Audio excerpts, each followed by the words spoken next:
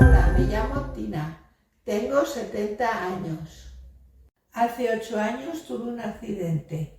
Me atropelló un furgón cuando pasaba por el paso de peatones.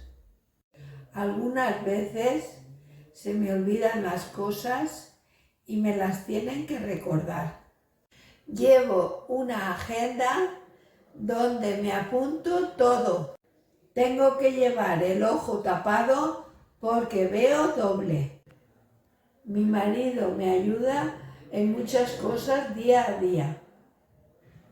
Cada día me esfuerzo mucho haciendo ejercicios para mejorar. El accidente cambió mucho mi vida. Ánimo a los que estáis pasando por ello.